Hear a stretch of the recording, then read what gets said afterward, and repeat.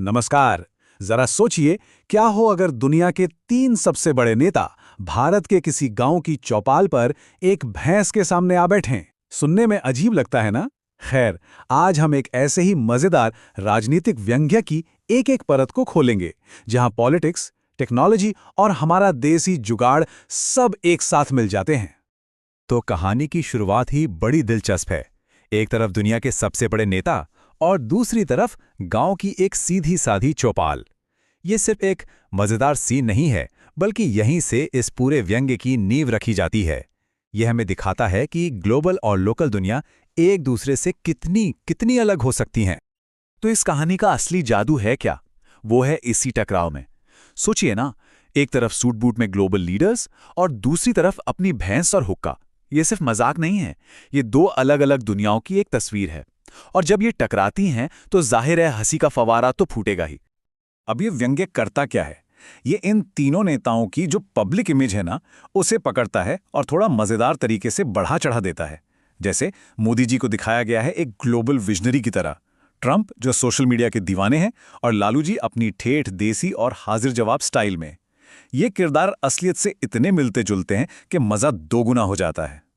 तो चलिए अब कहानी में आगे बढ़ते हैं और देखते हैं कि जब एक ग्लोबल आइडिया एक देसी हकीकत से टकराता है तो होता क्या है। और मजे की बात यह है कि कहानी का पहला टकराव एक गिलास लस्सी से शुरू होता है। तो यहाँ मोदी जी का किरदार कहता है, हम ग्लोबल लस्सी लॉन्च करने आए हैं, पियो और दुनिया चमक उठे। अब ये ग्लोबल लस्सी का आइडिया अपने आप में ही एक व्यंग्य है। ये कहीं ना कहीं उनकी बड़ी बड़ी योजनाओं की एक मजेदार पैरोडी जैसा लगता है। मतलब ये दिखाता है कि कैसे कभी कभी बड़े बड़े आइडियाज जमीनी हकीकत से थोड़े कटे हुए हो सकते हैं। और बस यहीं पर होती है दो दुनियाओं की जबरदस्त टक्कर। एक तरफ ग्लोबल लस्सी का बड़ा सपना और दूसरी तरफ लालू जी का एकदम सीधा सपाट जवाब, हमारे यहाँ तो भैंसी हमारी एमबीए है। सच कहूं तो यही इस पूरे व्यंग्य का दिल है, ग्लोबल सोच वर्सेस देसी समझ। हाँ, लालू जी का किरदार यहाँ पर अपनी पूरी चतुराई दिखाता है।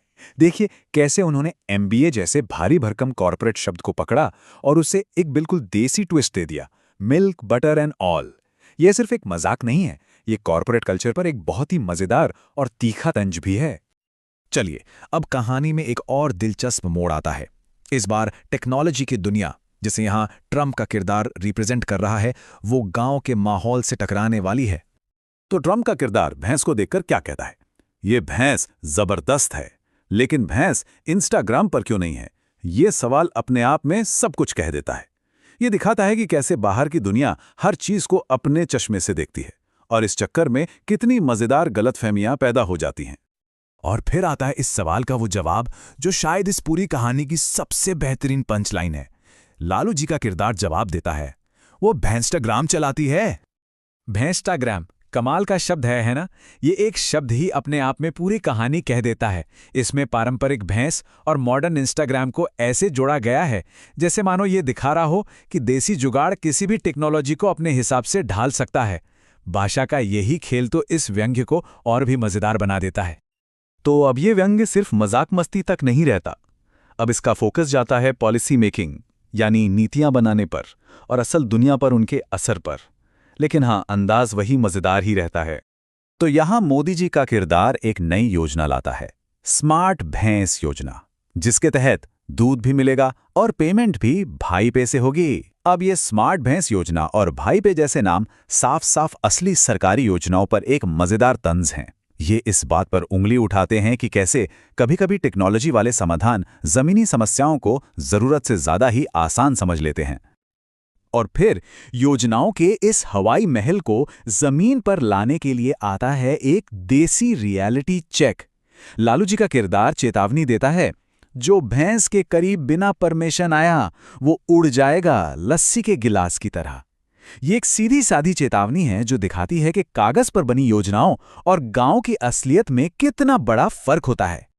तो आखिर में सवाल ये उठता है कि इस तरह का राजनीतिक हास्य, ये पूरा व्यंग्य हमें सिखाता क्या है? चलिए इसी बात को थोड़ा समझते हैं।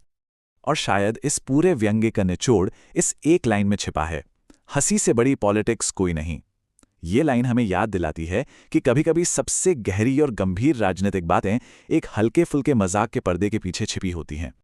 तो देखिए, ये छोटा सा व्यंग्य हमें कितनी बड़ी बड़ी बातें सिखा गया। पहली बात कि ये मुश्किल किरदारों को हमारे लिए आसान बना देता है। दूसरी, ये अलग अलग दुनियाओं के टकराव को बड़े मजेदार तरीके से दिखाता है। और सबसे जरूरी, ये हमें सिखाता है कि हास्य या हंसी सिर्फ हंसाने के लिए नहीं होती। ये सत्ता पर सवाल उठाने का, उसकी आलोचना करने का एक बहुत शक्तिशाली जरिया हो सकती है। तो ये पूरा विश्लेषण हमें एक बहुत ही दिलचस्प सवाल के साथ छोड़ जाता है। जब नेता किसी मजाक का हिस्सा बन जाते हैं, जब हम उन पर हंस पाते हैं, तो ये सत्ता के साथ हमारे रिश्ते के बारे में असल में क्या बताता है? इस पर सोचिएगा जरूर।